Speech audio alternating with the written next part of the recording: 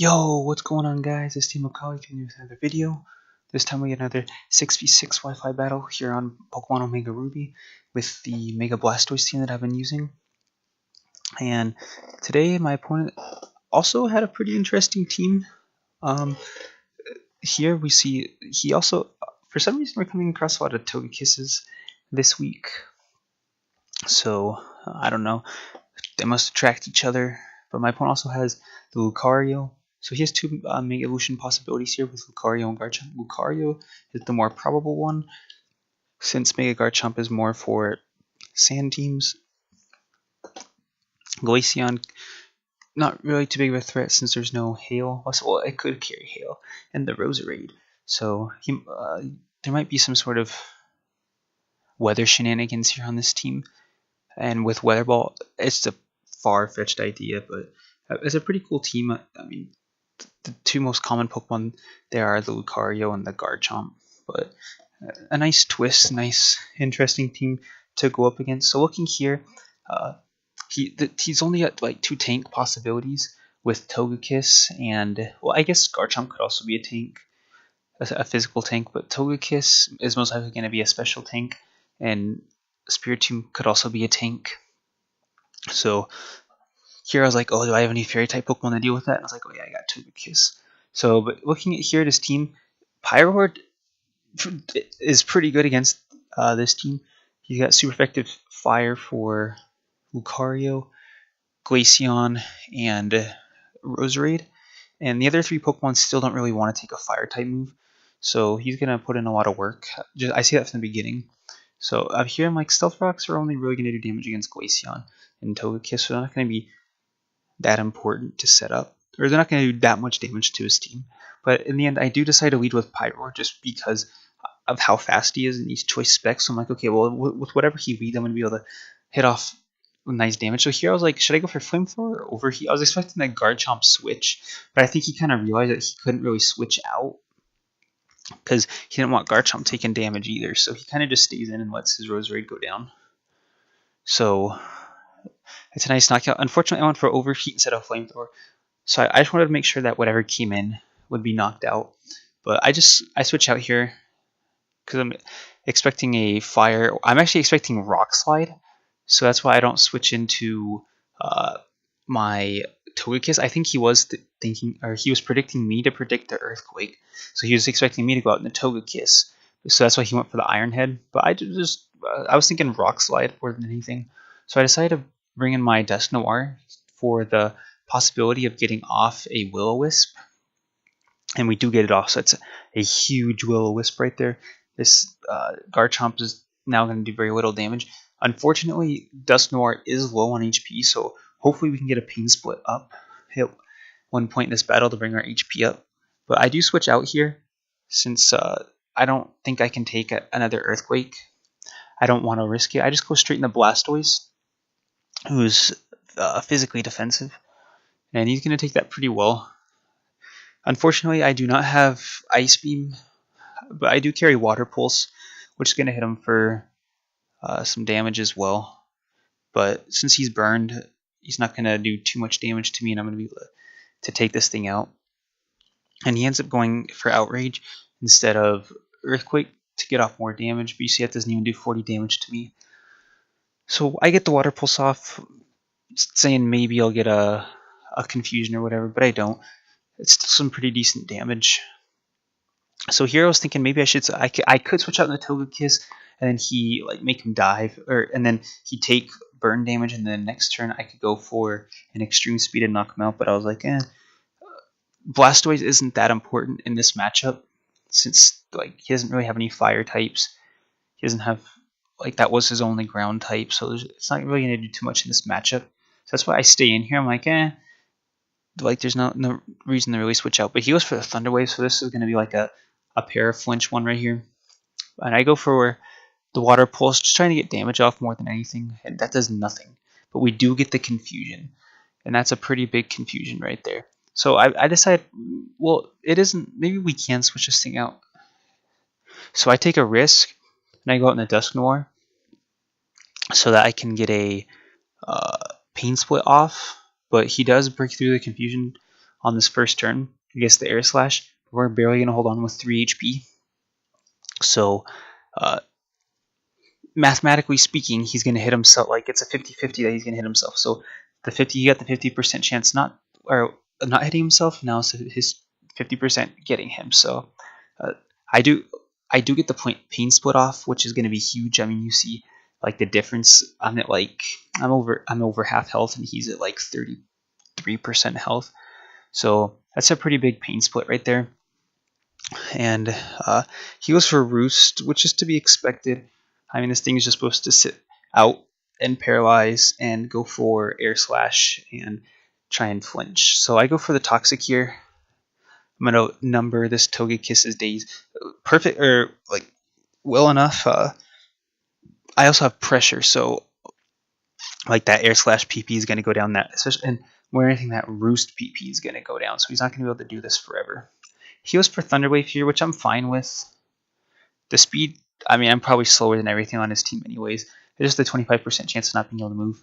I go for Ice Punch here, and that did a lot more than I was expecting. That's actually like a 2-hit KO on this thing, especially after poison damage. I think even before poison damage, or without poison damage, that could be, depending on rolls, it could be a 2-hit KO.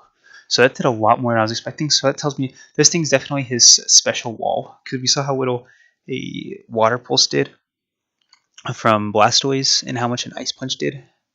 So I do get the full pair there, which is fine. He roosts. I mean, he can't roost forever. He's going to run out of PP, and then eventually the Toxic's just going to take him over. He's going to start losing so much damage per turn. So he realizes that, and he decides to switch out, which is a good call. And he goes into the Spiritomb, which, I mean, is questionable. I mean, he does have super effective stab for me, but at the same time, if I can get a Toxic off on this thing, that pretty much seals the deal. I'll have both of his tanks poisoned. So, and he sets up Calm Mind here. So tells me this probably is his physical tank.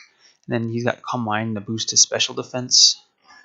So I do get the Toxic off, which is fantastic. Never numbered this bad boy's days as well. If I remember correctly, it doesn't get access to recovery, like recover, or I think it might get pain split, but it doesn't get anything just like roost or anything just to flat up recover its HP. So I decide to switch out here, and I go into Torterra because I feel like this would be a good opportunity to set up my Stealth Rocks. So that when he switches back in his Togekiss, he takes damage. When he switches in Glaceon, he takes damage, break potential Focus Sashes, stuff like that. And like if I lose this, it's not really that big of a deal. I have Togekiss in the back, which will... I have Togekiss in the back, which will hit it for super effective Dazzling Gleam. But the Poison's slowly going to be whittling down this thing anyways. So here he goes for Will-O-Wisp, and I'm like, okay. So, I mean, I am a physical attacker, but I feel like he might have like been able, like, he probably could two-shot me at this point with some sort of move. So I go for Swords Dance here. I just say, why not? So we're gonna see the Foul Play. I'm like, of course you go for Foul Play. Like, Foul Play and Will-O-Wisp do not go well on the same set. You do not Foul Play a burned Pokemon. So he might have been predicting a switch. And it sucks that I went for the Swords Dance, because that just did a whole bunch of damage to me. But luckily I do outspeed. I just go for the Seed Bomb. I was thinking maybe he'll switch in Togekiss. I have Earthquake, which is more powerful, but I didn't want to risk a Togekiss switch in. So it's going to take me down to 18 HP. So I'm going to stick around for one more turn. He brings back in his Togekiss, which is going to take some nice damage.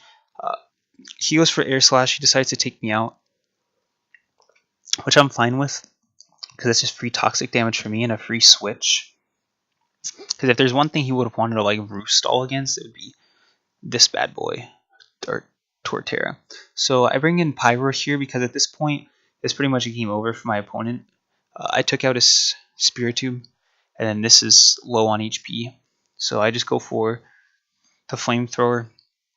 And at this point, I can outspeed everything on his team. This Lucario, if it has Mach Punch could be a problem, or a Vacuum Wave as well. But I say, like, I still think I can survive even with adaptability. Super effective. So I just stand and go for the Flamethrower, and I do outspeed. He didn't have anything for me. So I mean, at this point, like I have Fire Stab, super effective choice specs for his last two Pokemon. So I guess the Stealth Rocks did come in handy because they did put Togekiss in range. Even though, like, this probably would have done close to 50%. But this team, or this battle was, like, I mean, you could put, like, there was quite a bit of luck in there. Like, when, I don't know the rolls or the damage calcs, but when Dusknoir hung on with 3 HP, if he got knocked out, that would have been a completely different battle. I mean, I wouldn't say that I would have lost, because I did have Tyrantrum, which never even touched the field. Pyroar took no damage. He could have put in some work against my opponent's team. So, I mean, I did get, well, like I said, I don't know if it was luck or not, but there was some opportunities for the battle to go different ways, but it was pretty much in my favor. So no complaints here. Pyroar put in some serious work at the beginning, knocking out that Roserade turn 1 at the end, just finishing off 3 Pokemon with that Flamethrower. Pyroar is really strong, he's really fast, so you just give him the choice specs and let him do his thing. He's got Hyper Voice and Flamethrower Access, which are both base 90, I believe, and I even have Overheat on there, just in case I need to put in just, I don't know, Nuclear Bomb, some tank he had, like a Chansey, I don't know, something like that. So, pretty interesting battle. Blastoise came in handy as well with that confusion, but I mean, with that one, it was like there's a 50% chance that you hit yourself and a 50% chance no. So 2 turns passed, he hit himself one, he didn't hit himself the other. So it's just what you'd expect. But I'll be bringing some more battles with this team throughout the week. Been enjoying it. It's a little interesting, like having, well, I guess the team's not really centered around Mega Blastoise. Mega Blastoise is just a part of the team, so it's a little interesting since you like to have the Mega Evolution as part of your offensive core. But in this one, not as much. Still pretty good. I gotten kind of tired of tanks. That's why I have Dusknoir there for the Pain Split and the Toxic and the Will-O-Wisp if there's if it's a Steel or Poison tank. So, but that's pretty much gonna be it for this video. Like I said, I'll be coming at you with more. But hope you guys enjoyed the video, and I'll see you guys next time.